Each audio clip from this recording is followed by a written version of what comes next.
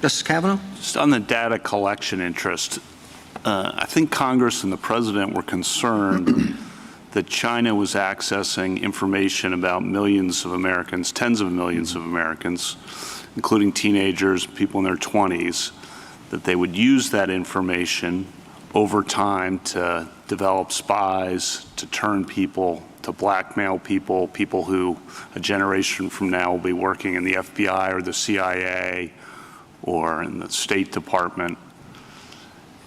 Is that not a realistic assessment by Congress and the President of the risks here? Well, Your Honor, I'm not disputing the risks. I'm disputing the means that they have chosen. One way, the most direct way to address that, all of this user data sits on data servers in Virginia controlled by Oracle. I'm not talking about the National Security Agreement. What I'm talking about is a law that simply says to TikTok Incorporated and its U.S. employees, you cannot share that user data with anybody. You can't give it to ByteDance, you can't give it to China, you can't give it to Google, you can't give it to Amazon, you cannot give it to anybody under threat of massive penalties. They never even considered that most obvious alternative, and so whether you apply intermediate scrutiny or strict scrutiny, it's not a least restrictive means test, but you gotta at least consider the most obvious alternative. So you acknowledge the risk that Congress and the President were concerned about.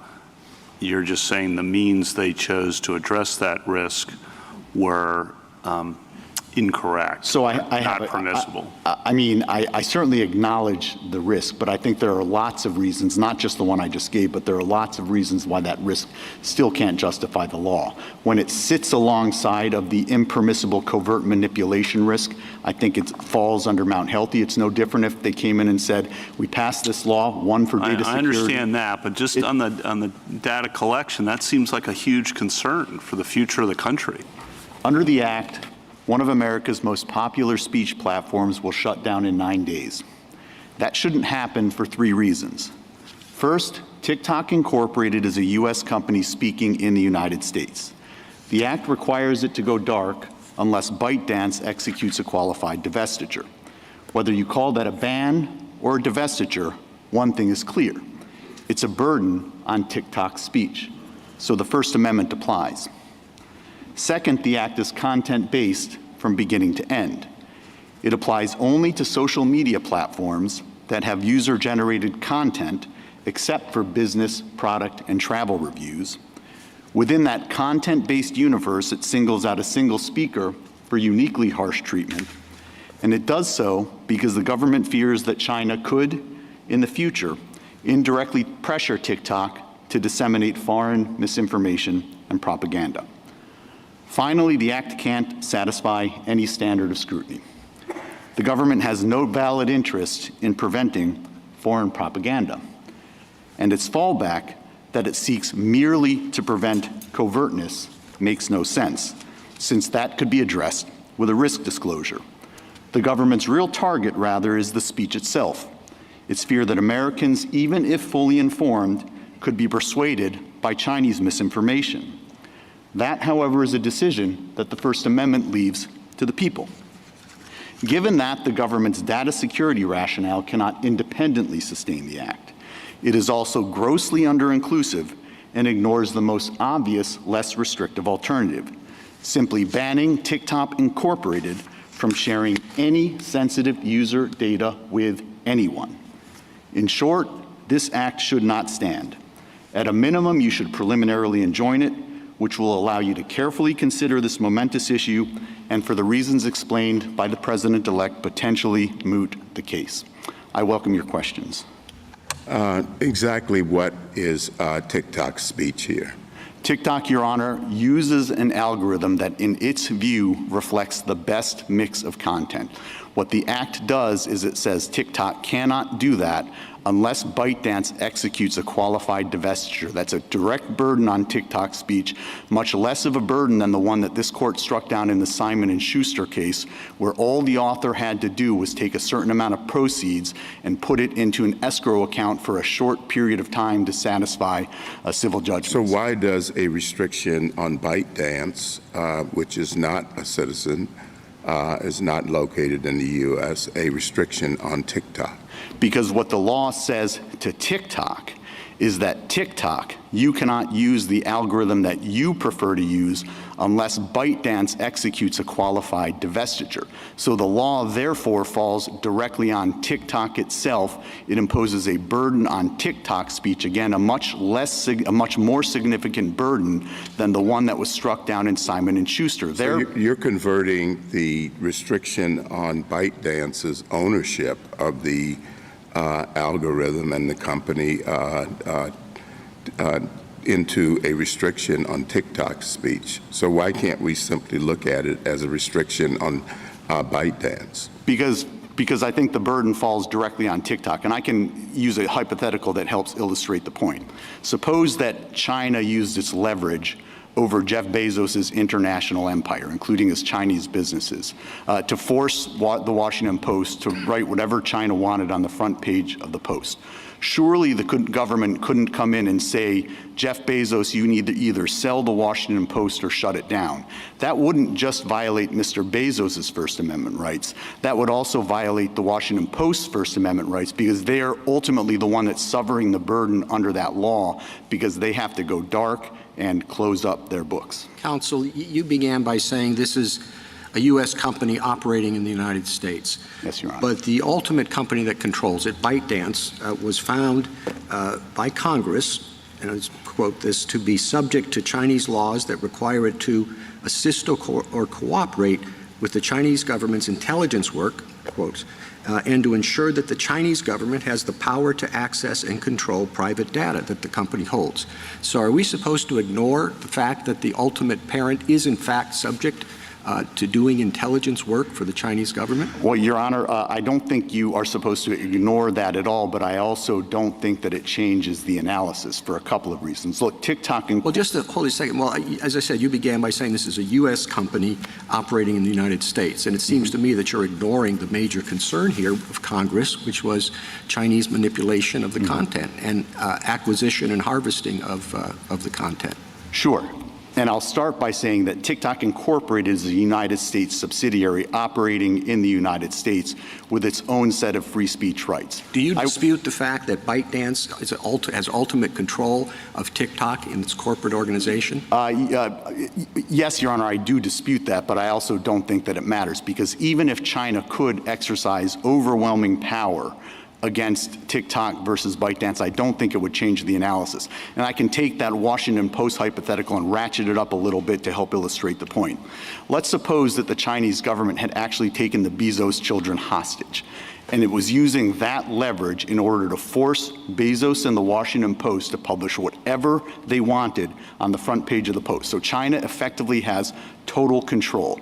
I still don't think that Congress could come in and tell Bezos either sell the Post or shut it down, because that would violate Bezos's rights and the Washington Post rights. Maybe what they could do is come in and say, you need to disclose the fact that you're under this amount of coercion, so that the people who are looking at the paper understand it and can make their own assessment.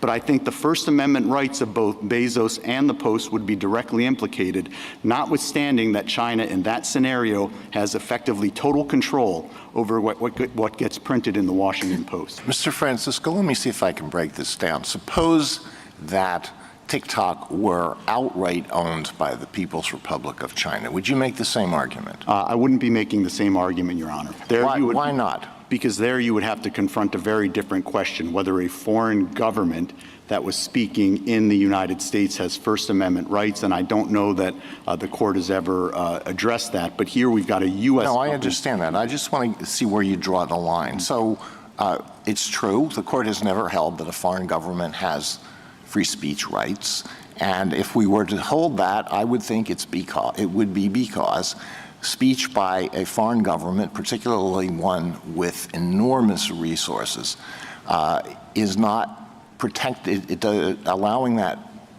does not serve the underlying interests of the First Amendment, which are, among other things, fostering democratic self-government and furthering the search for truth. So let's assume that we start with that, all right?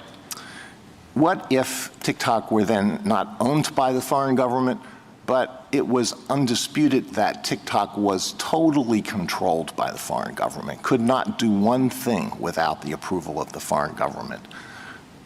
That's different? I do think that it is different, Your Honor. For example, I've given the hypothetical that I've given, but there are a lot of companies in this country that have foreign owners, not just companies like Politico, which is German-owned, or Al Jazeera, which is partly owned by the government of Qatar. Well, I understand that, but what would be the reason for drawing that line? Sure, if there's a good reason for saying that a foreign government, particularly an adversary, does not have free speech rights in the United States, why would it all change if it was simply hidden under some kind of contrived corporate structure? Because it is a U.S. speaker. I'll give you another example. AMC movie theaters used to be owned by a Chinese company. Under this theory, Congress could order AMC movie theaters to censor any movies that Congress doesn't like or promote any movies that Congress wanted. And I think the reason is that here, where it's conceded, you actually have a bona fide U.S. company. It is not simply a Chinese cutout that is the Chinese government speaking itself, all right, but let's an say that's not independent United States company. Let's say this is not a complete answer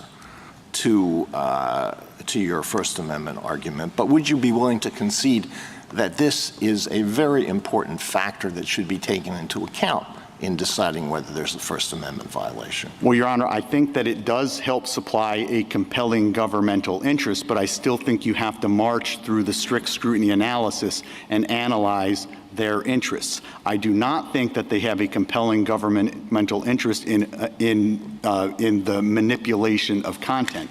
I think that is in the teeth of the First Amendment, and if you look at the government's brief and the rest of the record in this case, that's really what it's focused on. Their complaint is the fear that the content could be critical of the United States government or could undermine our democracy. What happens after January 19th if you lose this case? Can you just spell that out? At least as I understand it, we go dark. Essentially, the platform shuts down. Unless there's a divestiture. Unless there's a divestiture, unless President Trump exercises his authority to extend it by night. But he can't do that on January 19th. On January 19th, we still have President Biden. And on January 19th, as I understand it, we shut down. It is possible that come January 20th, 21st, 22nd, we might be in a different world. Again, that's one of the reasons why I think it makes perfect sense to issue a preliminary injunction here and simply buy everybody a little breathing space. This is an enormously— What do you mean by shut down, too? Can you just spell that out? So, if you the app is not available in the app stores. That's at a minimum. But in addition, what the Act says is that all of the other types of service providers can't provide service either. Now, there's enormous consequences for violating that for the service providers. So essentially, what they're going to say is that, I think we're not going to be providing the services necessary to have you see it. So it's essentially going to stop operating. I think that's the consequence of this law, which again is why a short reprieve here would make all the sense in the world. It's an enormously consequential decision, and I think all would benefit if it weren't necessary.